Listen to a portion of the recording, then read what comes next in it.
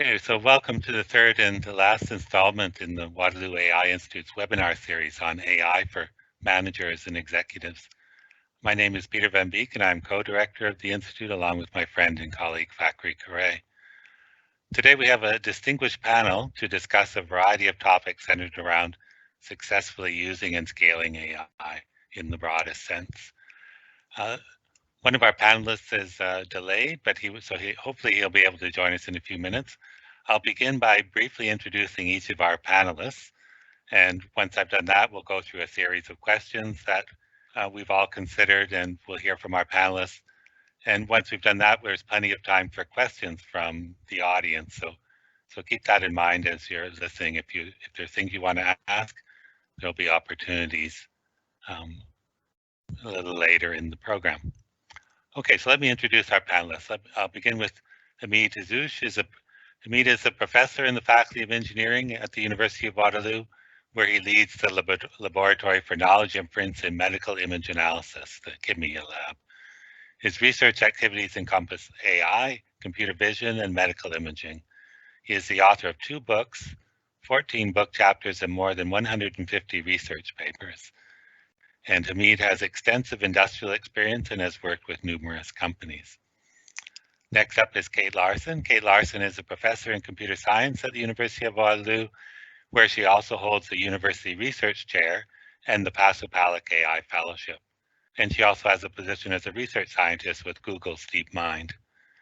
Kate's research spans multi-agent systems, where the agents may be AI agents, humans, or both, algorithmic game theory, group decision-making, preference and value modeling, and reinforcement learning.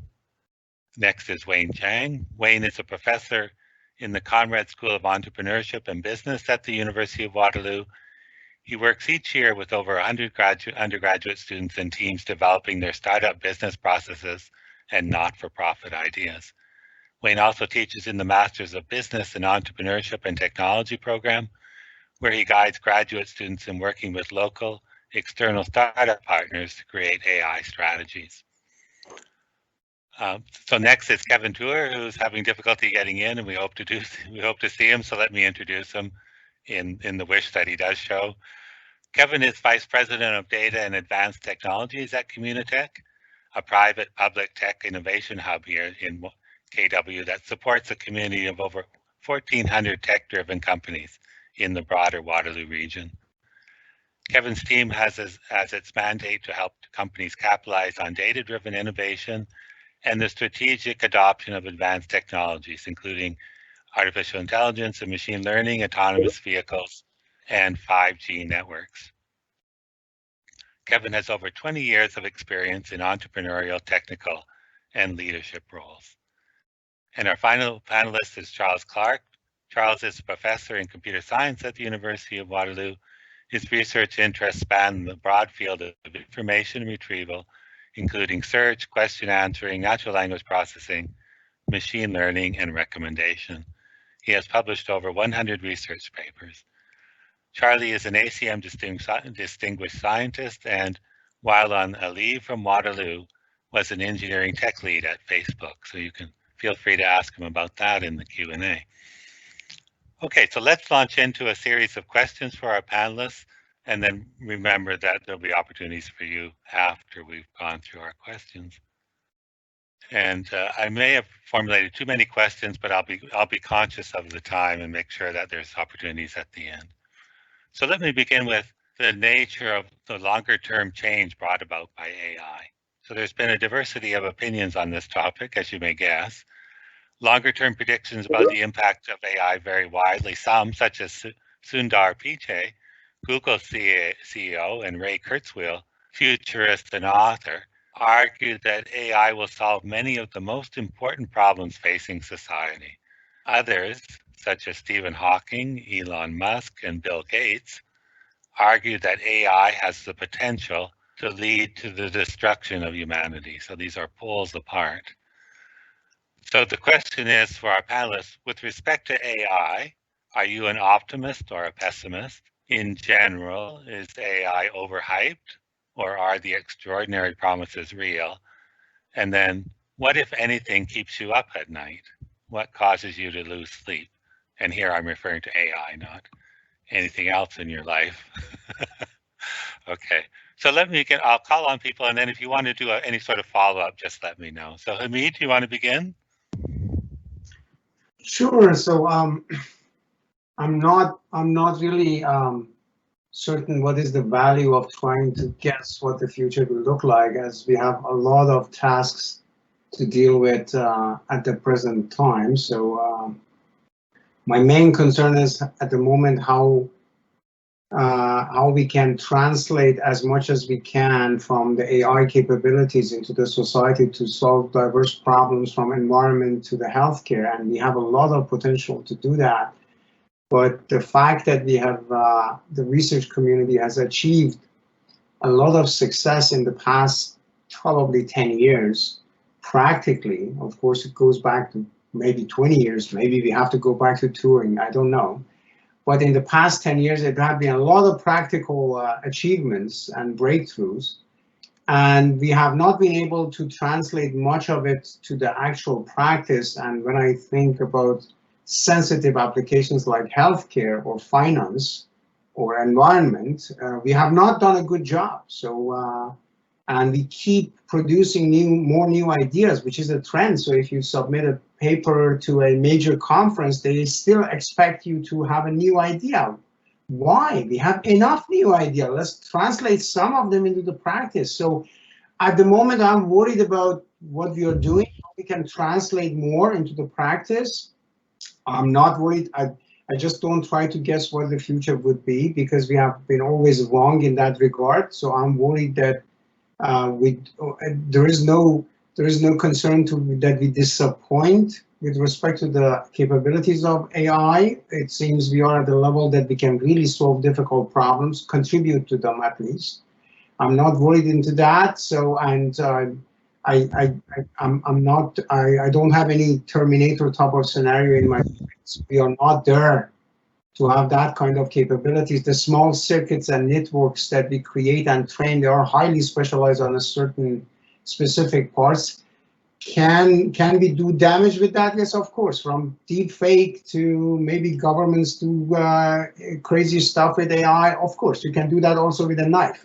Instead of cutting bread and sharing it with your neighbor, you can do harm to somebody. So AI is not much different if it comes to the hand of people who have resources and can do large-scale stuff. So at the moment, I'm worried about today. So what can we translate to solve problems? Okay, thanks, Amit. Kate, are you? Do you think AI is overhyped? And what keeps you up at night? I think I'm actually going to agree with Hamid. So I would say that I'm a very, very, very cautious optimist. I think that if we think of AI narrowly, and for particular applications, we have seen quite exciting and amazing advances, but they are limited, right, to very, very particular applications and very, very particular problems. I am worried. When we talk about overhyping, I am very, very concerned about that you'll sometimes see in the media, or you'll see discussed this idea that AI is going to be able to do everything, right? And that, for example, there are going to be entire fields of work that people are no longer going to have to do because AI will be able to do better than any human. And I think that is overhyping. I think it does a disservice to the field. If we take something, for example, like climate change, which I think is an existential threat, I think that there are parts of AI, very, very, very specific domains, where it will serve as a useful tool. But I think it would be very irresponsible for us to sit back and say, well, AI, whatever that even means, is going to be able to solve climate change for us, so we don't need to worry. Now, also, it's my cautiousness. Now, on the other hand, I do not lose sleep about worrying about existential threats of AI, and so those either about the singularity or about this idea that eventually these AI systems will become sort of complex enough that they'll be able to sort of take over. These are sort of issues that Stephen Hawking and Elon Musk, among many, many others, have discussed, right? I don't see that happening definitely not in the near future, nor even if we're looking 40 years out, right? The technology that we would have to, and the competition level that would have to be at is going to require sort of a major shift in the way that we're even thinking about these systems. And I think as what was mentioned earlier, there are other technologies or tools which are also as concerning. And so it's, pulling out AI as a particular concern doesn't necessarily make sense to me. Right, thank you, Kate. Wayne, would you like to comment? Okay, thank you, Peter. I actually also agree with Hamid and Kate's statements. I'm a mediate to high optimist.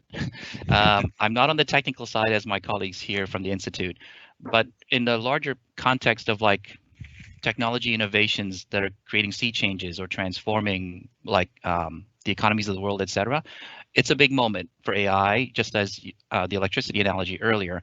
And in general, I think when people start making grand statements about what the potential is, those are usually not well founded, and time will tell if tests will verify those not. Same with the original quantum theory. People came up with it and then took many years before some of the tests were actually validated experimentally. But I'll raise a couple of comments. When the Wright brothers first, this is an analogy we pull out at Conrad Business School. When the Wright brothers first ran their first flight test in Kitty Hawk, it flew, I think, 300 meters above and about a quarter mile. And then everybody's going, well, that's useless. That's not going to help anything. Yet air travel now has become mature, right? So I think it'll take time to prove that out. But I'm excited as a technology aficionado and in the STEM space that it actually has tremendous potential to do greater good in many ways, because it'll democratize a lot of things. What keeps me up at night is how do we get, and I'm on the education side, how do we get the AI capabilities to improve education? Everything's digital now. Because of the pandemic, we're even more digital per se. And this is an opportunity because every user who has a digital footprint is creating data. And there might be interesting opportunities to use the data for better served education. So we teach, all of us teach here at the university, and the constraint of teaching online, which is morph a live classroom to an online version, is very difficult because we're not online first originally. So I'm very interested in EdTech and AI, but to Hamid's point about MedTech, healthcare, I think that's the big space to tackle now because there's a real constraint and a market pull for it. And it's just dealing with some of the barriers like regulatory, but also the trust. So I'll stop there. Thanks, Wayne. So so far the panelists I'll see a lot of promise in the shorter term and longer term, and not a lot of threat, perhaps. Charlie, do you disagree? Yeah, I think you're going to find that maybe the panelists should have included some wild-eyed visionaries. I'm about as wild-eyed as most people are willing to get. I'll just note, climate change is a good example where, this is just another tool that's going to help us solve these problems. It's not the solution to every problem. And something Hamid said is that the real thing now is how to realize the potential we have is to actually translate what we have into actual practice, as opposed to trying to push the boundaries. But predicting the future is interesting. Fusion is a good example. If that fusion has been 25 years away for over 50 years now, maybe even 70 years, right? And self-driving cars, I know self-driving cars are 10 years in the future, and they've been 10 years in the future for probably 25 years now. So I think when people have these wild-eyed visions of the future, they're saying, yes, AI is going to take over the world, and that's only 20 years away, and that will be 20 years away perhaps for the next 100 years. We don't know. But it kind of feels like 20 years away, and we'll still feel 20 years away. Okay, that's. All right, thank you. Yes, I heard a panel about 15 or 20 years ago that the panelists all predicted that we would have true AI in about 50 or 60 years. And then it was noted that that was beyond the lifespan of all of the panelists, so they were being safe in predicting it so far out. So let me pick up on that thread then of the short-term benefits. So the World Economic Forum has stated that AI will transform society much like electricity, in the sense that electricity completely transformed how much of society works. You know, the buildings could be a lot taller because you could have elevators. Productivity went way up, and so on. So that's the analogy that they use.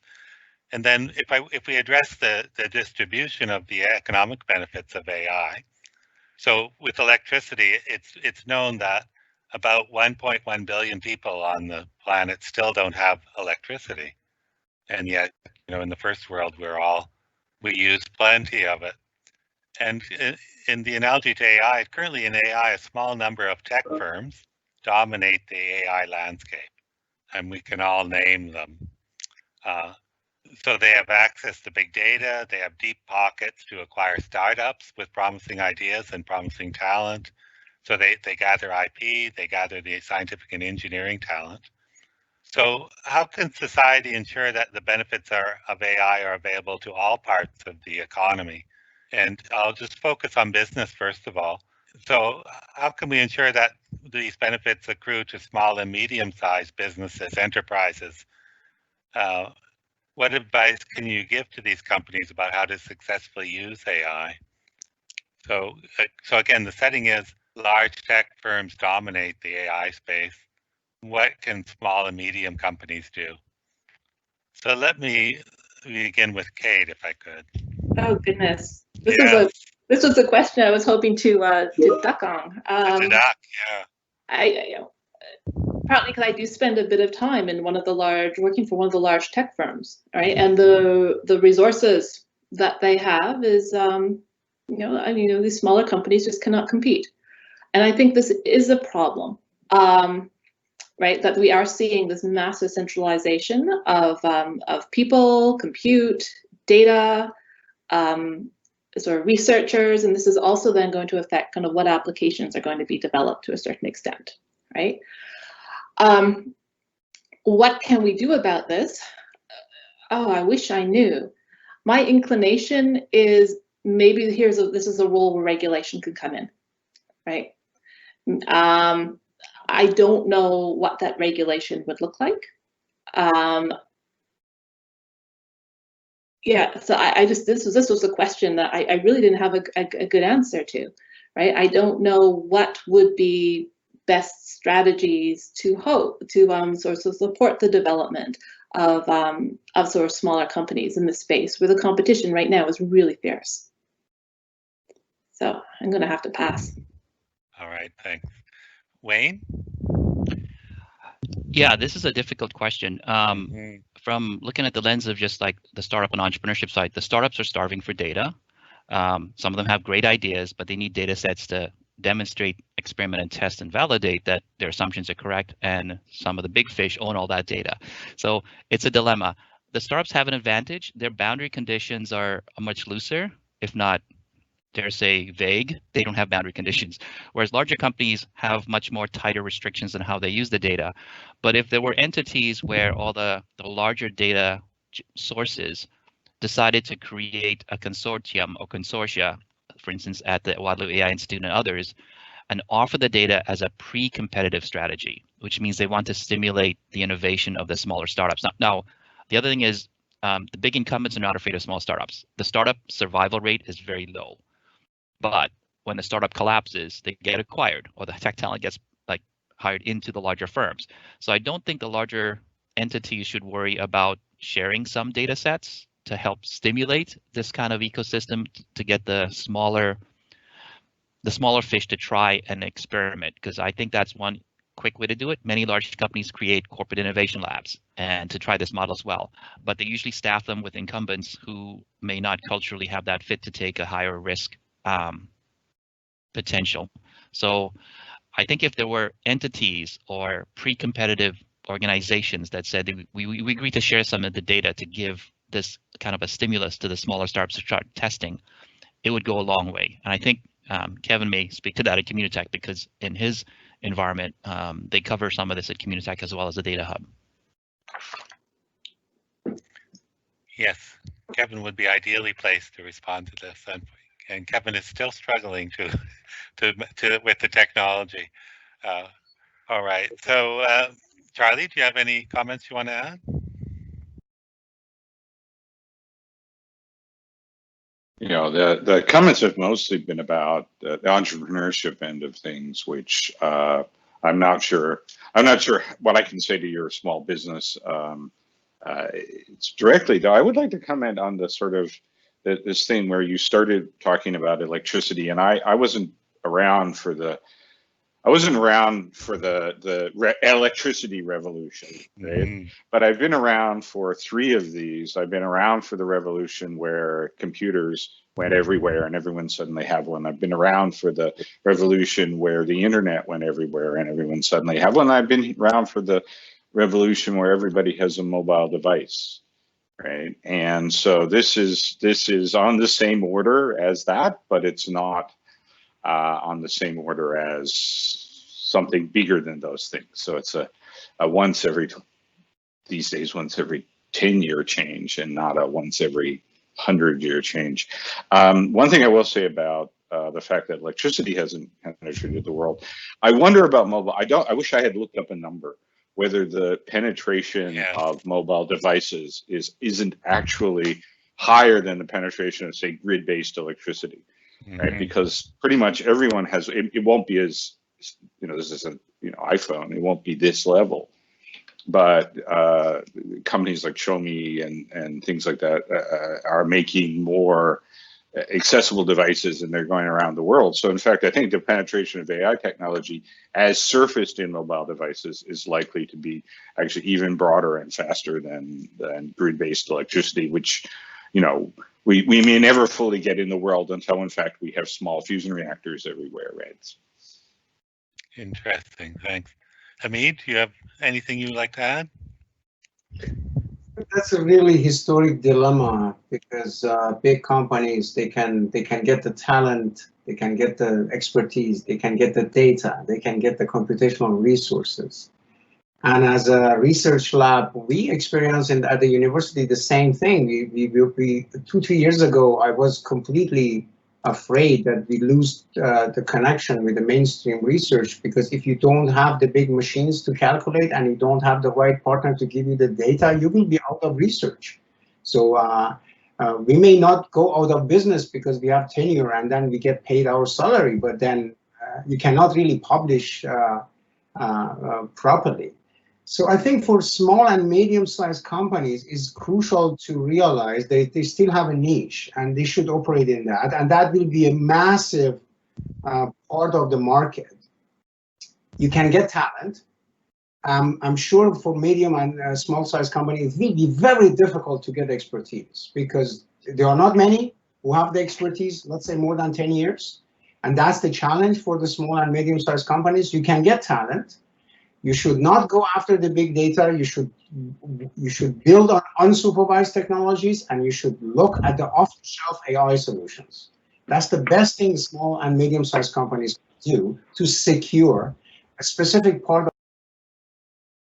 Don't forget the David and Goliath principle applies here. So you have to customize. Just customize, find a small problem, build competency on that, and as major companies also say, verticalize. So no free lunch. So you want to be better than everybody else, customize in one thing. Don't try to do everything. Just find a small problem and solve it with off-the-shelf solution. Customize it with young talent, and we have a lot of talent. Very good. So we're welcoming Kevin here. Kevin, can you? Kevin is on the phone rather than video link. Yes, I'm here, and my apologies for not being able to navigate the system and get in online, but I'm glad I could join it some way. Yeah, we're glad you're here too, and we've all struggled with technology, so don't worry about it. I don't know if you heard the setup to the question, or do you want to just join in on the next question? But if you have any advice the question was about large tech companies dominating the AI space, and we've done a bit of a discussion on what small and medium companies can do in the AI space, given that the data and the talent are scooped up by the large tech firms. Yeah, and again, it would have been.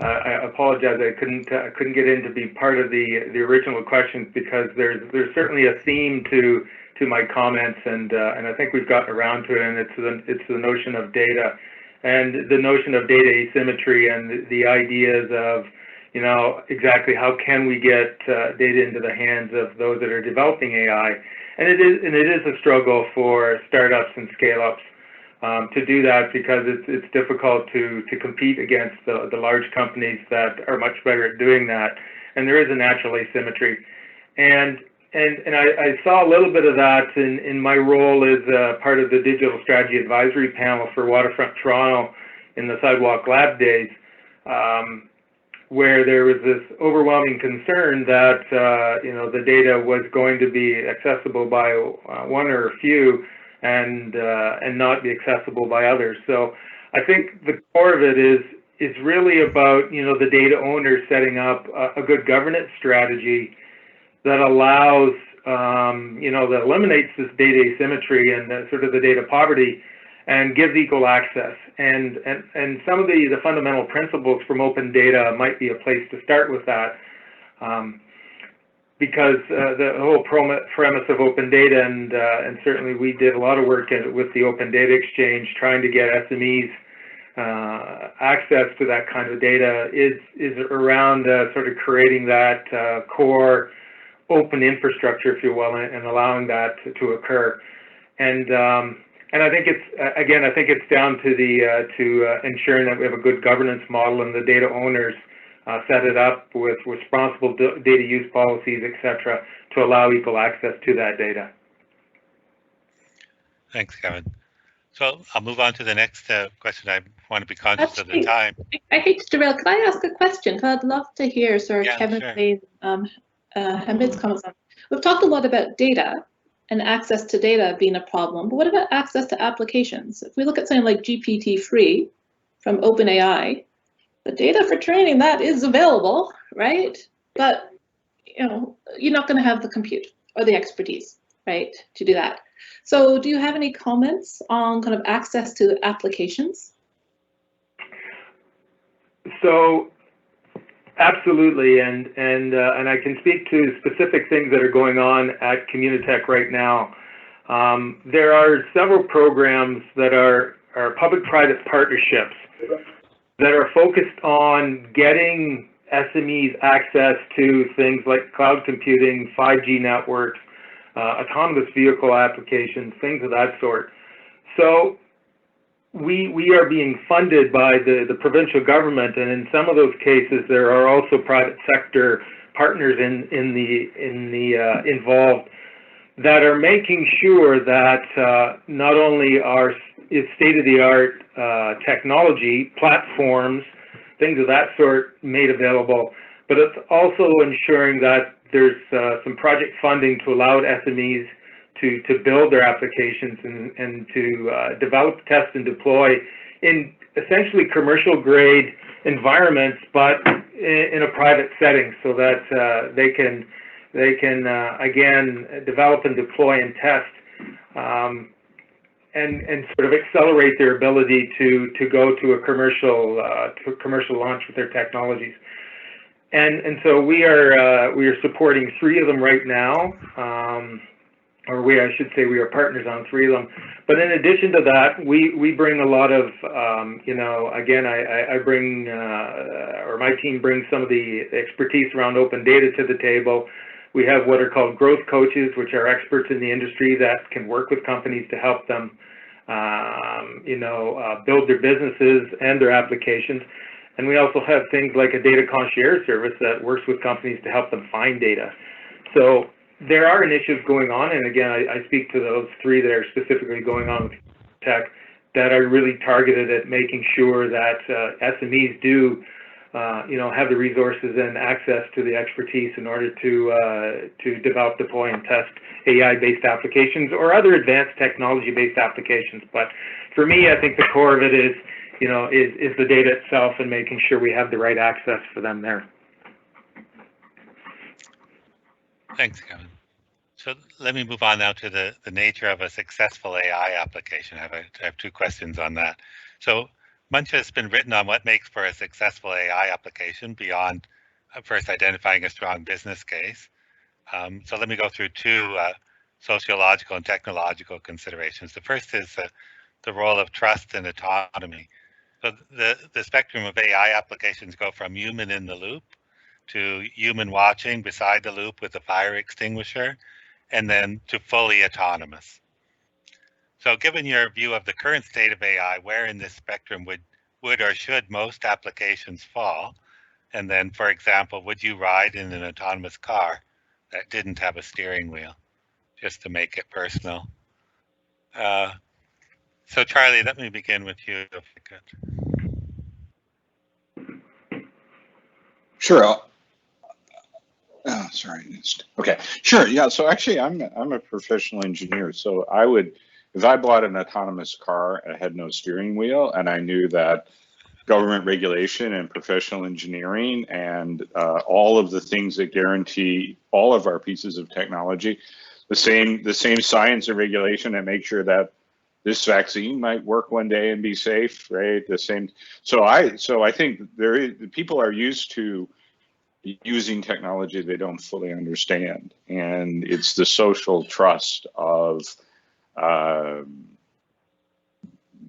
the self-interest on the part of the companies that build these things, the regulations on the part of the governments, and things like professional engineers that will guarantee that they're safe to use. So I would absolutely ride in a self-driving car that I bought from Tesla, that I knew that had involvement from professional engineers and things like that. And I think people forget that.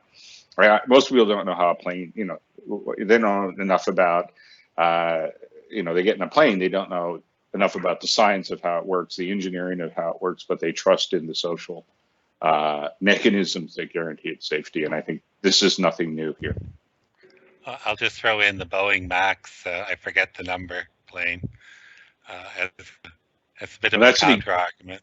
Well, that's an example of a success in the sense that it was shut down. There was a failure of the process, and it was shut down for I think it's just coming back online now. So yeah. Yes, we're not going to be 100% perfect. Self-driving cars are going to crash.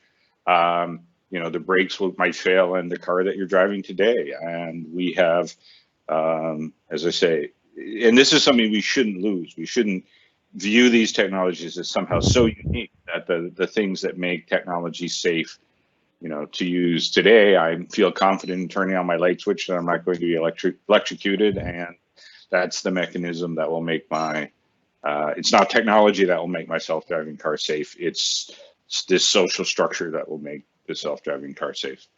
Right, I take your point. Hamid, do you have any comments? So yeah, so I can provide one of the examples that I've spent some time on. And when the cancer patient goes to get radiation therapy, multiple experts have to sign off on a plan. Medical physicists, dosimetrists, oncologists, all of them have to sign off. And the plan may take several weeks to be prepared. So what I see the role of AI is shorten that 2-3 weeks to 2-3 hours, but I still want to see the medical physicists, dosimetrists, and the oncologists to sign off and say, that's a good plan, let's do it. And I think that's covered by the fundamentals of computer science. Alan Turing has taught us the test, which means what? The ultimate validation of AI is still a human being. I do not know any other principle in computer science, which means what?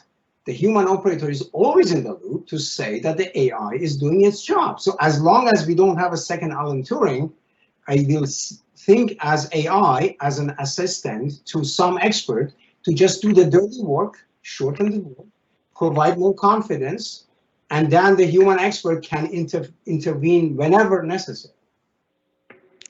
Kate? Yeah, so I'm going to be non-controversial. Both Hamid and Charlie have made some really good points. I particularly like Charlie's points that by the time Some of these technologies are like autonomous vehicles are kind of out so that people can use them, then our social structures will have hopefully sort of guaranteed their safety. Now, would I right now get into an autonomous vehicle and with no steering wheel and let it drive? Absolutely not. Right? Even in a very, even in an empty parking lot, I would still have concerned. But that's not what we're talking about. We're talking about the future, right? Like when these are actually released so that people can use them. And then you also had asked, well, where do you think we are?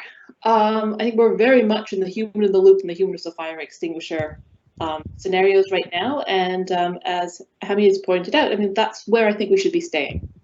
Even if we look at technologies which have been around for quite some time, I think like automated trading, think about the financial institution, people don't even really think that automated trading or algorithmic trading is necessarily AI, though you could argue it is. That kind of just works by itself, but there's still people sitting there making sure that things are going okay and that the process can stop when needed. And so I think that these checks are going to be in place as we go further, as far into the future as I can envision. We're going to have, people in the loop. Thanks. Kevin, do you have any thoughts on this? I always have thoughts on things, Peter, but in terms of, I think it's about timing more than anything. And again, I think certainly that's been touched upon already. I do have faith in the system. I do have faith in our engineers, our computer scientists, our talent, our social structure, our government, that they will get us to a place where we will be using autonomous vehicles and there will be no steering wheel in it. I agree with Kate. I don't think we're there yet. I'm more of a human-in-the-loop person at this point. And it's just simply because there are certain things I think that need to stand the test of time. Because it's not the standard use cases that I'm worried about, it's the exceptions and the outliers use cases that I'm worried about that could lead to catastrophic cases. And so I think very much right now we're trying to figure out what those outliers are, and so having a human in the loop while we're conducting those trials I think is essential. And I mean, it takes me back. I'm a proud 3-time graduate of the University of Waterloo, and I did my grad work in control system theory. And one of the things we like to do was to look at how could we squeeze performance out of systems with new controllers. And but the thing that was always nagging in the back of our heads was, but will it be stable under all instances, under all cases? And where we couldn't prove theoretically that stability was, the controller was going to make the system stable, there would be times when what you would do is you would wrap a supervisory controller around your high performance controller, and you'd monitor certain states, and when those certain states got out of bounds, then you'd kick in something that you knew was going to stabilize the system. And for me, especially if I look at autonomous vehicles, I think right now, the human in the loop is that supervisory control system that's going to make sure things go right. And I'm struck by one thing that I'm going to quote Ajay Agrawal a little bit here. One thing he said in an event he did for us is that, and I think it's more of a current state comment than it is a future state, is that AI has no judgment. And I think we are there right now because, again, it's those outliers that require judgment. And I firmly believe we'll get there, but I'm not sure we're there quite yet. Thanks. Wayne, do you have something you'd like to add? Yeah, on the radiology comments that Hamid made, Vinod Khosla Ventures, he boldly and brashly proclaimed that radiologists will be obsoleted in a few years because of this issue of interpreting millions of photos and then deciding what it is, and then there's enough data in there to infer historical diagnostics from it. So I think there is a human in the loop, but I think as time goes on, and to Kevin's point, as more tests and trials get validated, the human in the loop could be from 90% there to down to 30%. That's just a weight averaging as a ballpark. But I'm in the camp where it's going to move from human in the loop to totally autonomous. raise the example that Charles brought up on autonomous cars. There is a Waterloo startup called Embark Technologies. It's an engineering team. They have a driverless autonomous transport, and their market is long haul. So they don't have the truck drivers navigating within the city to go to like the loading dock for Walmart or Amazon. But for long haul, it goes to the depots just outside the two cities where the long haul is going. And they're running a lot of like runs at this. They've not had any serious issues. They've raised over $170 million in the past 3 years, and they're buying trucks and they're automating it. And so there's a bet that for some applications, totally autonomous is fine. They actually have a driver who sits there but doesn't sit behind the wheel. The driver actually is in a cab and checks in on the system when it hits. There's systems to say we're hitting like a high traffic area to just come on to be the human loop. So I'm on the human loop side, but I think as time goes forward and more data gets robustly validated, we're probably moving to some sectors where it's going to be totally autonomous. Thanks. Okay, another question then on the successful applications of AI, on what's the nature of a successful AI application. Some have argued that it's important for AI models to be able to explain their decisions and their recommendations in order to build trust in the models. And so this idea of explainability is very current in AI research at the moment. And then others have argued that humans are black boxes and they can't really explain their own decisions. And so do we really need our AI models to explain themselves if humans can't? If the accuracy of an AI model is high enough, is the explainability unnecessary? Does it matter that and so the question is, does explainability matter if the quality of the decisions is high enough, or do we really need explainability? For our AI models to be accepted and trusted, do we need them to be able to explain what their recommendation, what their decision is? So Hamid, maybe I'll begin with you because you work in the medical domain. Maybe that's perhaps the most relevant there. Well, we all love 747s, although we have not been able to get into one since several months. But if you are the pilot of a 747 and you turn off the autopilot in a storm and then you make a decision and then the airplane crashes and you survive, you have to come and explain why you did it. So the same way, if you are a part of an investment company and you make a big investment and that crashes and individual investors lose money, you have to come and explain it. The same way that if I look at the biopsy sample under the microscope and then write a report and say that's lobular breast carcinoma and you should do surgery and you should this and then that goes wrong, you have to come and explain it. So humans have to explain their major decisions. They have to take responsibility for that. And that's mainly about responsibility. I think if companies come and say, if we deliver something with AI in your organization, doesn't matter what type of decision, and take the liability for that, nobody will ask for explainability anymore because you are taking the responsibility for it. So the explainability is necessary because the responsibility is still with humans. That's the main issue. And as long as it stays with humans, AI has to explain itself.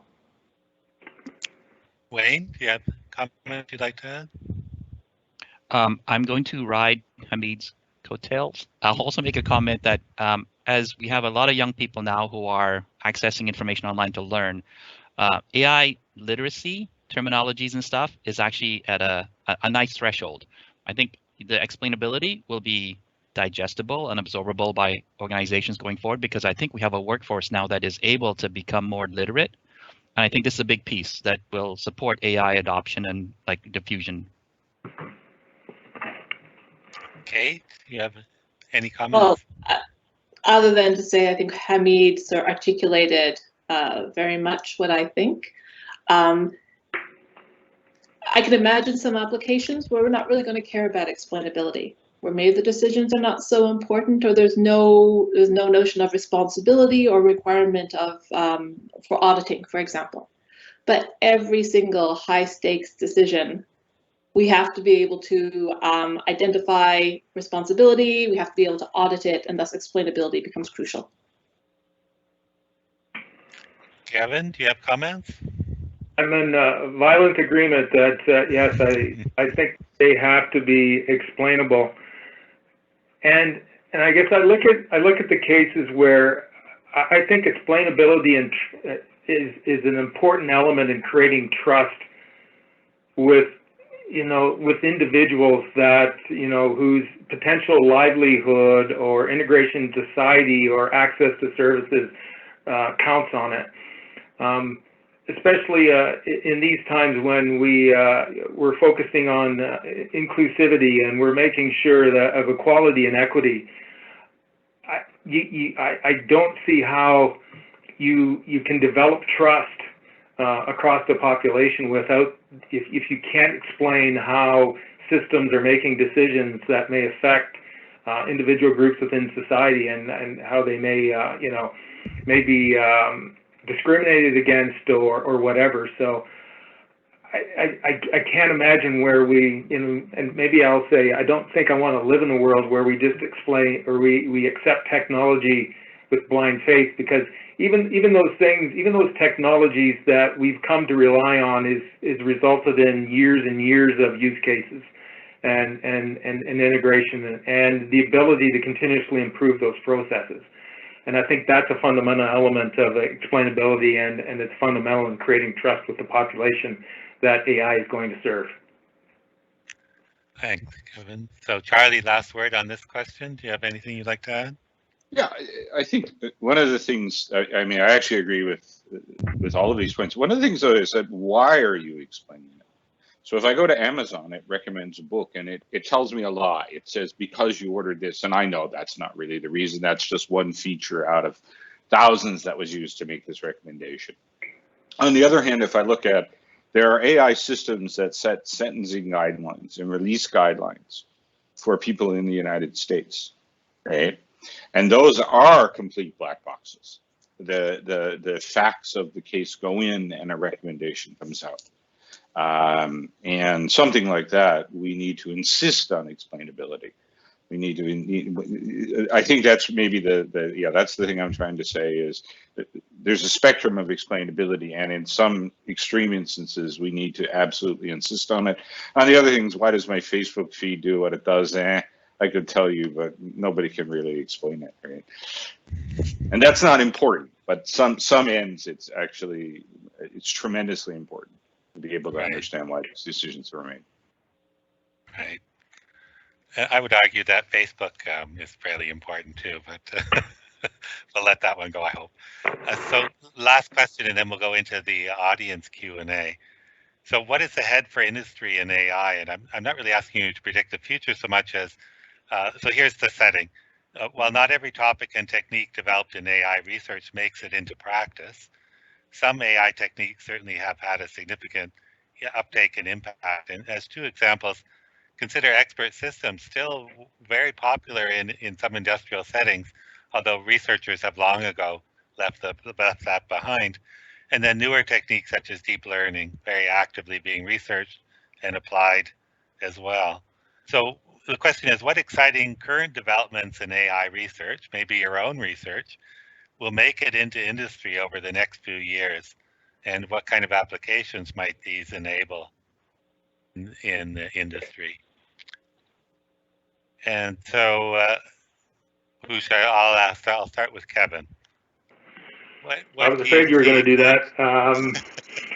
And I will be the first to admit that I'm probably the least qualified to answer this question in terms of where the technology is going. And maybe I'll answer the question more about where I hope it's going.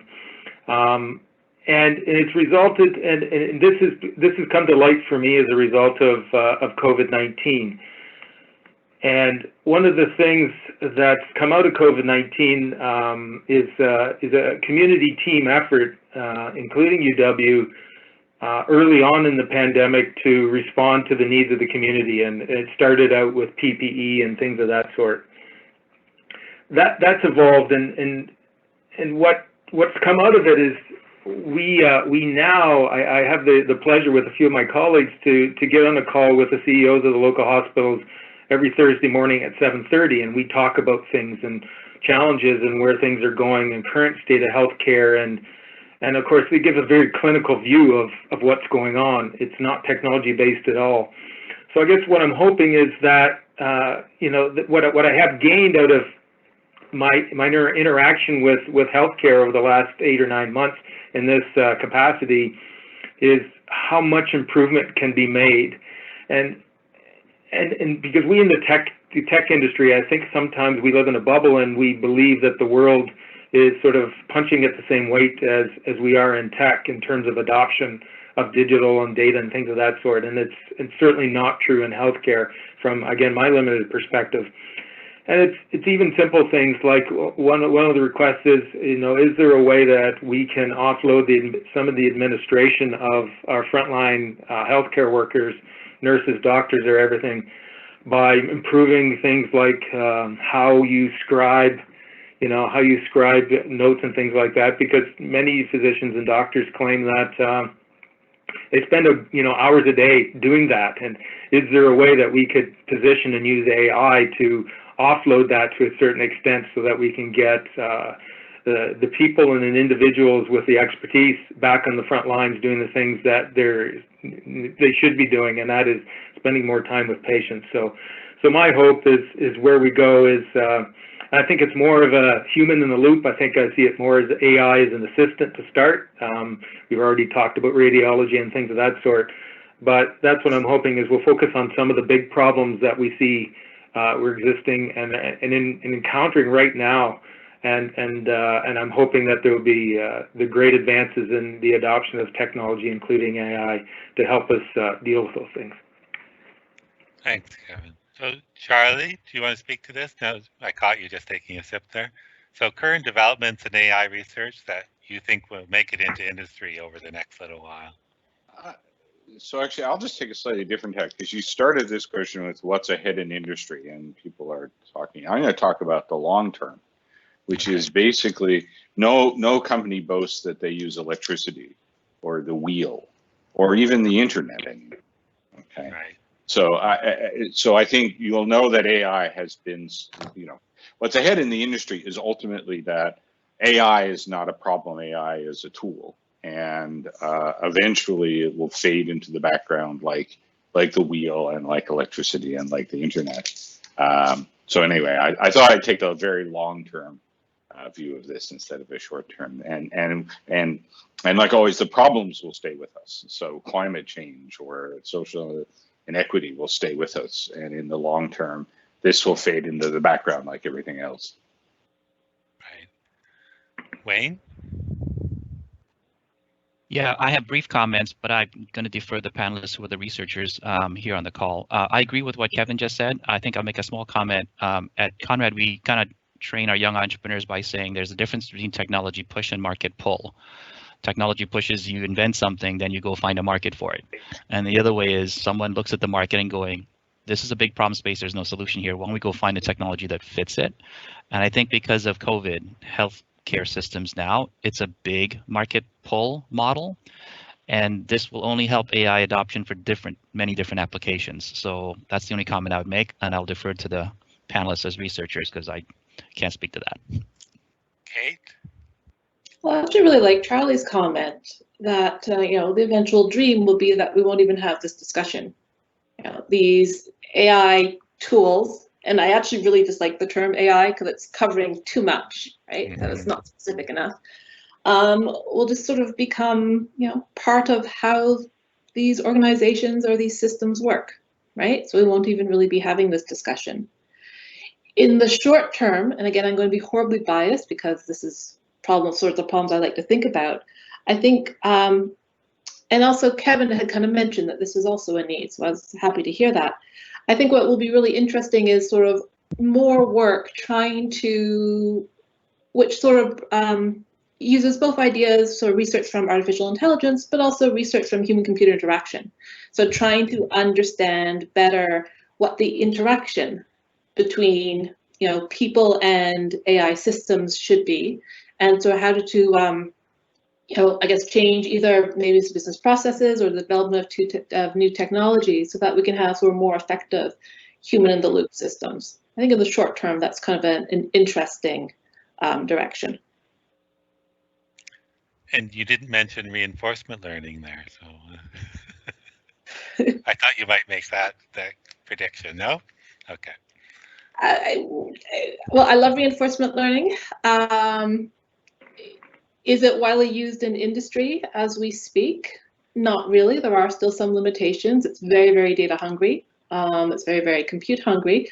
But there are still sort of interesting applications where we are seeing it used more and more. But they're very, very specific, right? So, for example, in the financial industry, there are some nice examples where reinforcement learning and various ideas doing policy evaluation are in use.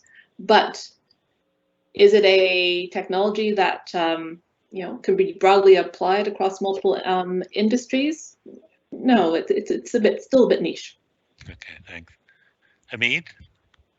So I'm not sure I still am connected to the question. But I think practicality and the actual need has to be there for things to translate. When we go back to the late 70s and Fukushima introduced neocognitron, there was not practical and no use for it. And then we had to wait for 86 for backpropagation. That didn't do it. 1995, CNNs, that didn't do it. The 2006 restricted Boltzmann machine, that didn't do it. 2012, practical application applied on ImageNet. There you go.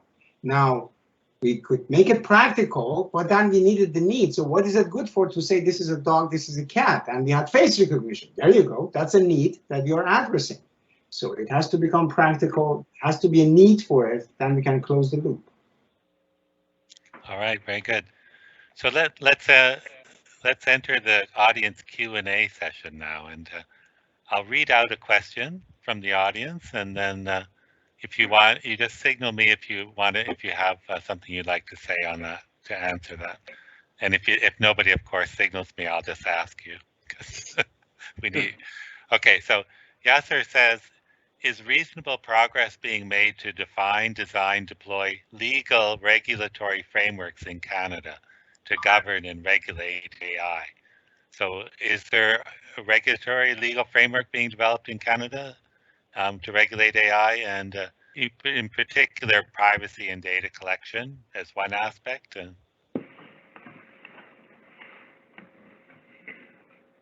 This is Kevin. There's one thing I will mention, and it's a fairly recent announcement that came out of the federal government about the proposed Consumer Privacy Protection Act, and one thing in particular is that came out, and I guess is commonly known as C11 as well, is I've noted that they certainly, from a privacy and data perspective, they are obviously bringing the sort of the privacy law into this century. One of the things that I was particularly interested to learn was the notion about, and we already talked about it, is that the automated decision systems basically must be able to explain how they come to their decisions on outcomes. And I'll just read one element. It says, if the organizations use an automated decision system to make a prediction, recommendation, or decision about the individual, the organization must, on request by the individual, provide them with an explanation of the prediction, recommendation, or decision, and of how the personal information that was used to make the prediction, recommendation, or decision was obtained. So it's I think it's coming, and that proposal that's come as part of the charter is a good example of that. Very good, thank you. Any other comments on that question? Okay, so Bezad asks about making AI more human-like. So humans are their daily behavior is somewhat a fusion of rational and emotional sides. And is there, Bezad is wondering about how we can model the human behaviors for an effective AI implementation. So not just the rational side, but the emotional side. First of all, do we want to model the emotional side of humans? And then if we do, is there work on this?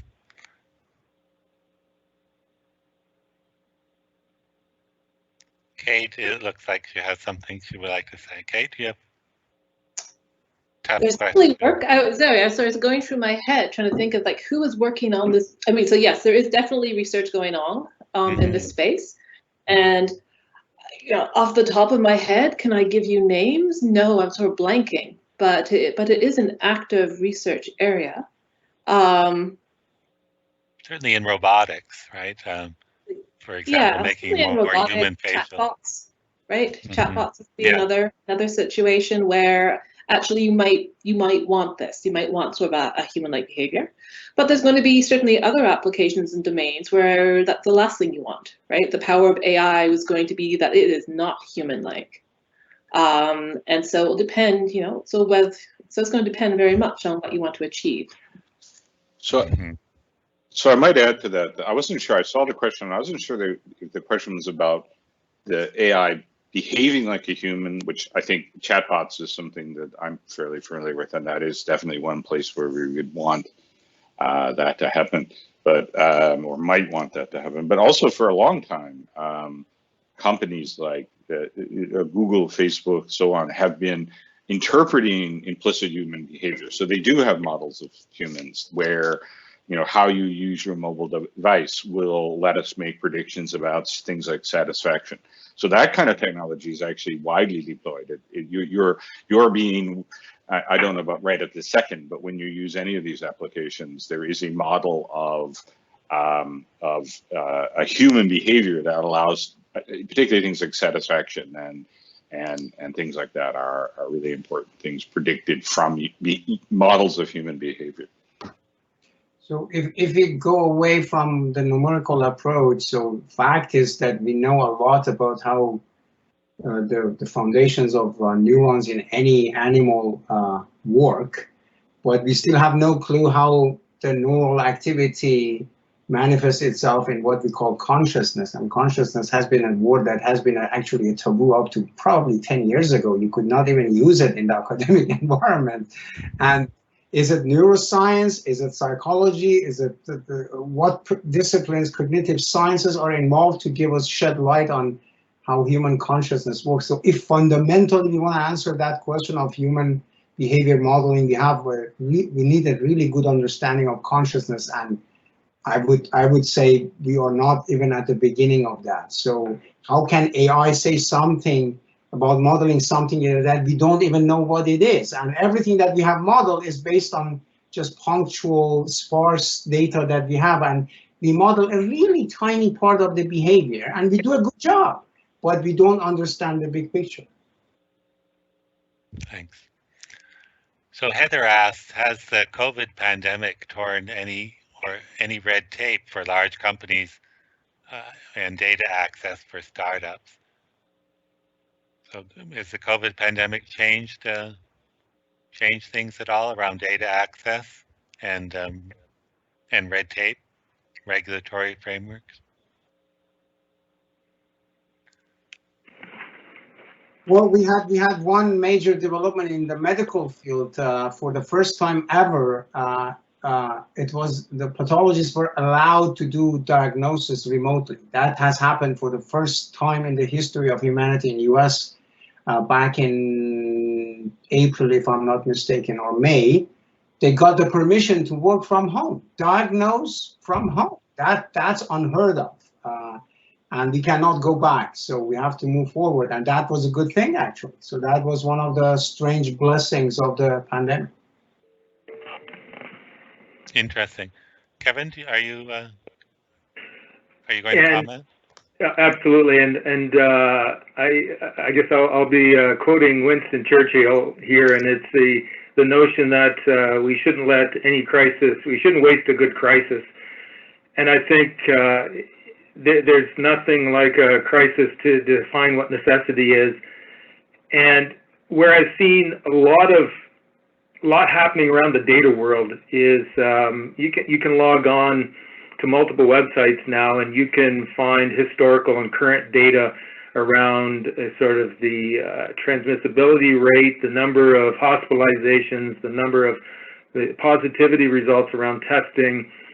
And that data is all available. You can download it and you can use it. And what I'm hoping is that our entrepreneurs out there, and it's not just the engineering entrepreneurs, it's across the private, the public, and the social sector.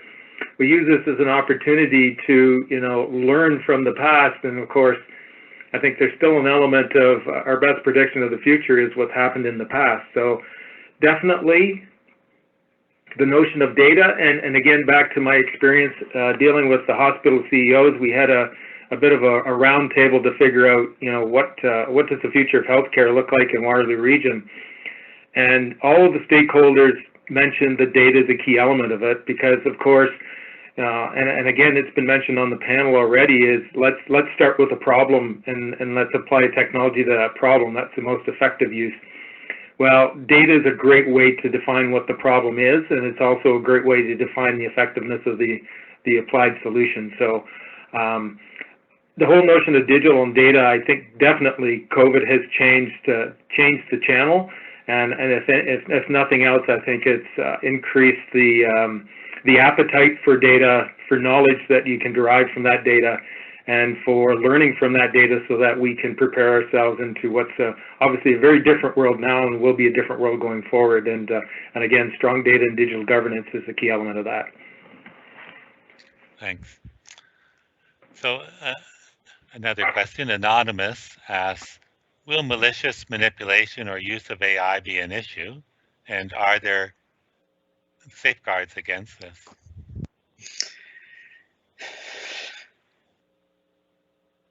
I think you're shaking your head, but I think you mean yes when you say, is it? I think I'm nodding that malicious manipulation is a problem with deepfakes, right? Example right there. What are the safeguards against this? I don't know. This is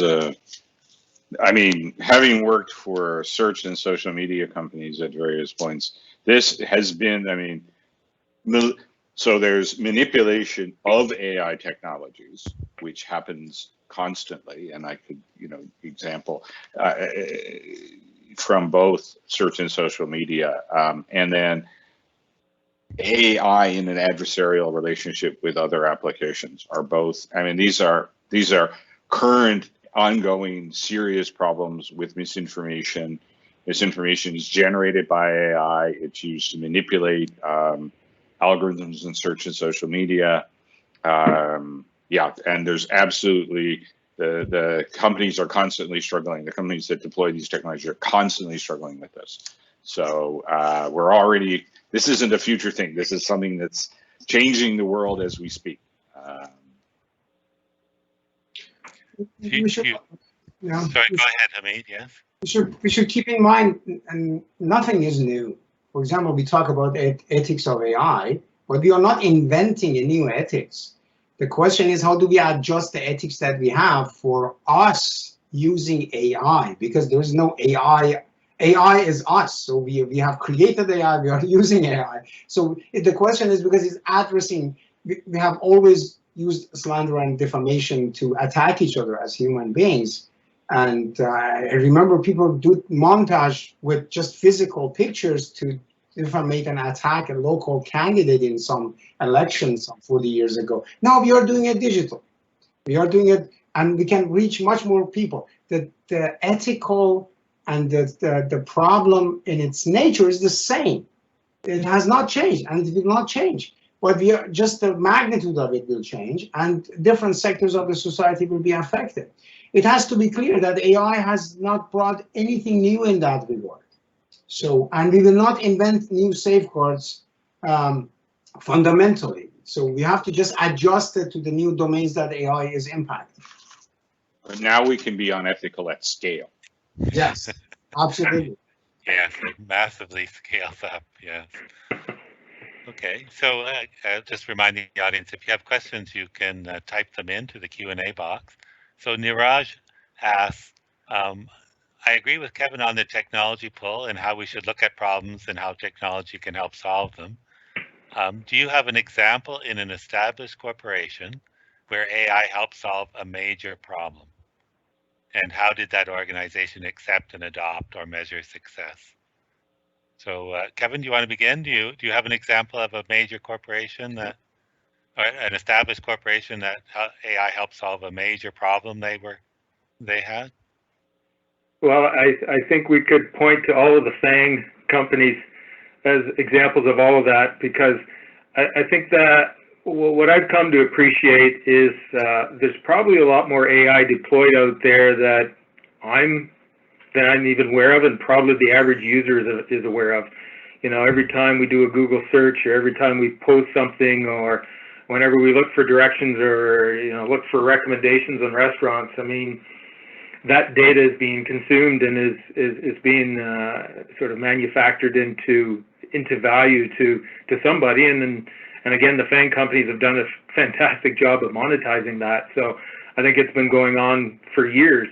I think what we're seeing, in terms of other companies, there are other companies that are working on providing value, but in a slightly different way. It's not necessarily an advertising model. So, we've got a startup that was using AI as an assistant to help in the sales process, right? Because in the time of digital and data, everything moves a lot quicker. So sometimes speed of response matters, and if you have AI assisting you in some of those things, then obviously that provides competitive advantage. But again, there's probably multiple cases out there of AI being used that we're not even aware of, and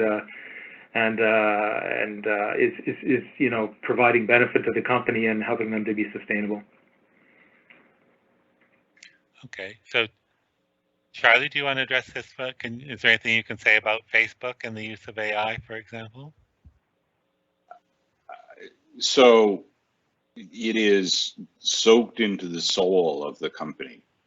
That if you want to, Google would be the other example, but if you want, and there's certainly plenty of other examples, but I mean, it's not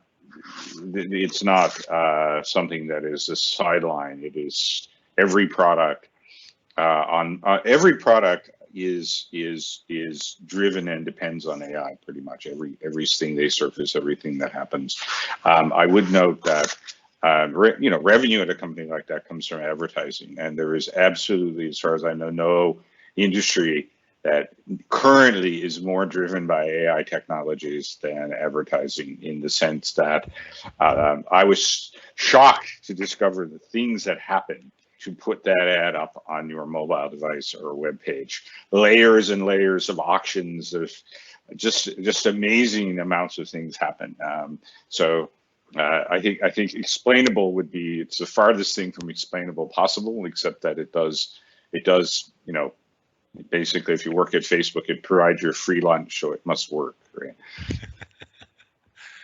Hamid, do you have a favorite example in the medical domain of a success story on AI and how it became adopted and trusted? Unfortunately not. So not the major one that has been translated, because in contrast to other sectors of the industry, we have to go through regulatory clearance and approval. We have to do large-scale validation. We have to publish white papers. You have to seek user acceptance, which is immensely important, such that the physicians and medical experts accept the technology. And then you can plan the validation, and then you can send your package to Health Canada and FDA to get your regulatory, and then you can talk about adopting it in reality. So there are small progress here and there in that regard. So full integration, really, things are getting accelerated. So I'm expecting that within the next 2 to 3 years, we see several major AI-based technologies to make it to the hospitals and clinics. At the moment, I know behind the stage a lot of things are going on, but none of them has made it to the clinical use. For research, yes, but nothing for the clinical use, for making diagnosis, for making treatment, and so on. All right, Wayne or Kate, is there anything you want to add before I move on? I have a favorite example. It's sort of a Google and DeepMind example, but I always find it really compelling. Right. So obviously Google has these massive data centers sort of around the world, which require, extreme amount of energy in order to cool. And what they've been able to do is to use machine learning as a way to sort of optimize the energy use. And they report, savings of up to 40%, right? Which I think is amazing. So here's an example of a really nice use of machine learning that you can point to and say, oh wow, that's massive savings, both in terms of money, but then you sort of think about sort of environmental implications of that too. Could I add one thing to what Hamid said, and that's sort of related to AI technology creeps in when you don't need it. He said it's hard to penetrate the medical domain, and yet I have a close colleague who works at Google, and this was a story from maybe about 10 years ago. He was hiking and got a tick in his leg, and he went to the doctor, and the doctor Googled the image of the tick, and he realized, well, I'd been working on that system the week before, so I'm depending on my own technology for a correct diagnosis of this tick in my. And so this is where, yes, even though in the medical domain, it requires all the regulation that these things seep in through the cracks, right? And we just need to be aware of that. I know from my wife, it's called Dr. Google. Widely consulted, yes. But this was consulted by a physician, though. Yeah, by a physician, yeah. Slightly different, yeah. Okay, so we're coming near to the end. Let me ask you one more question. How can we reduce the negative impact of AI, especially robotics, on blue-collar workers who do more non-cognitive or more routine manual tasks? How will AI disrupt the blue-collar workers, and then also how will AI disrupt white-collar workers? And in the bigger picture, what do we do about all of these negative impacts?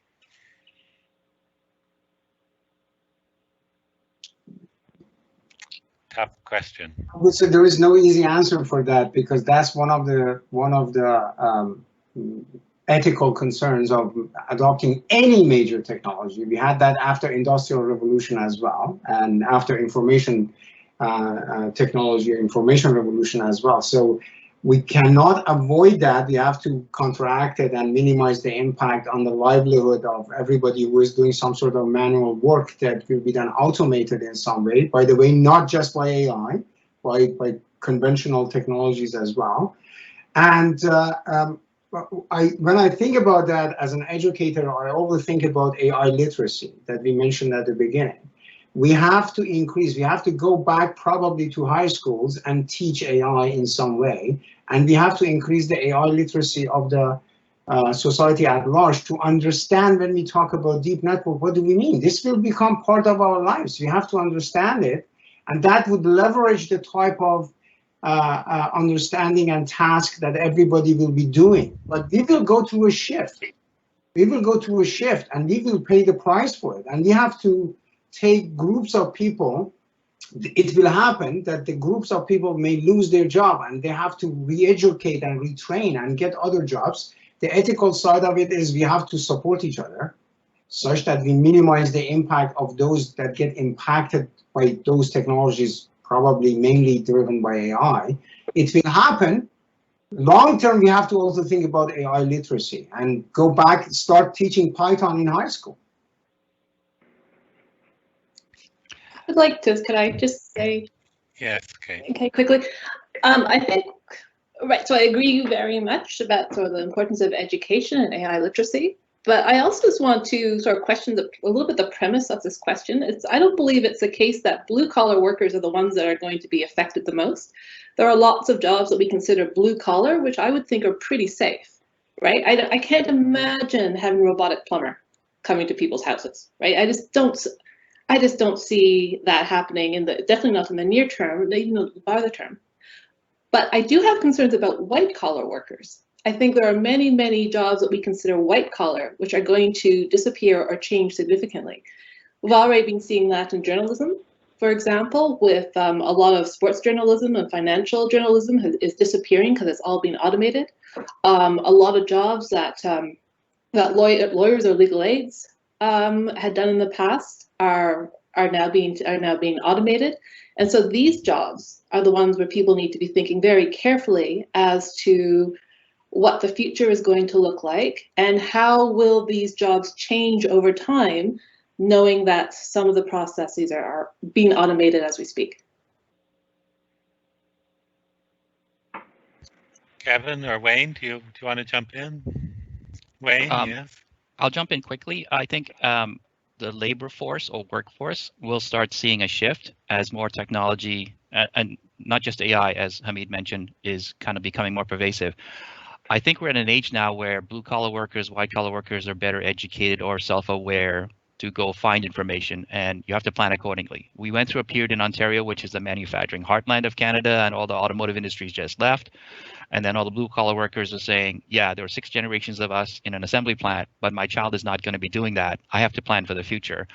And I don't have an answer, but I'm just saying that awareness to start planning is important rather than kind of be hit with like the news that this is happening and you kind of see it, you know it's coming, but you're not really kind of like being prepared to do stuff. So in the case of like the automotive assembly plant, we know someone, a neighbor, he knew it was going to be shut down. So he downsized and he said to his kids, you need to go get an education in these new sectors. And he just said, that's the life of the things. Him and his parents and his grandparents worked in the same plant originally, but it's a fact of the education level going up. I agree with Hamid. I think AI literacy, it has to be kind of a language that's more pervasive because that'll make everyone's lifestyles and quality of life better because the kids will come up with better ideas and solve things faster because they're literate at an earlier age. That's just a comment. Thanks, Wayne. Kevin, any comment? Yeah, and certainly agree with everything that's been set up until now. And for me, it's you know, I have a strong faith and belief in the ability of humans to adapt and to innovate and to you know, to change with you know, with what's happening. Of course, that doesn't mean that there isn't going to be short-term pain in the transition. I'm not sure we can avoid that, but humans are adaptable. I think it's going to be a different world, and there's going to be new skills required, and we're going to find a way to you know, to make sure we have people with those skills, and best serve, you know, the human race going forward. So yeah, the power of adaptability. Okay, I'll make another quick comment. Sorry, Peter. I'll make another quick comment. The pandemic has put a big constraint on the world, so we live in a new world order. But opportunities have accelerated adoption of many technologies. And this is as a product, we're on a video call on a platform that probably did not prioritize that this was their top 10 things to do in February, right? But since Zoom is taking off, Teams is taking off, Google Meet is taking off, but the beneficiary of that is us. We can have calls with people around the world, with experts around the world, without saying, I need to have a flight, plan a trip to go visit you and do a colloquia. You can call someone and says, are you available? And the information sharing and knowledge learning is much more accelerated now because of the side benefit of having the video conferencing platform. So there's a lot of enabling technologies as products that will support the rising tide of the innovations. Great. Okay, I think we have to leave it there unless I'm cutting Hamid off in mid-sentence. Sorry, Hamid. Do you want a final word? Just a short sentence. Sure.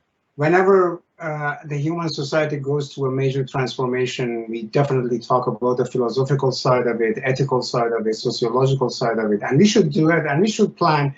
But at the end of the day, comes to a very simple principle. We have to take care of each other when we are going through big changes. As simple as that. So because some of us will be impacted, and we have to show compassion and care and plan such that we don't leave anybody behind. Okay, thank you, Hamid. I like that last comment very much. So I'm afraid we'll have to leave it there. We're out of time. I want to thank the audience for their participation. Kate, thank you very much. Hamid, Wayne, Charlie, and Kevin, thank you for your time and your participation. Thank you, everyone. Thanks, everyone. Take care. Bye-bye. Bye-bye. Thanks.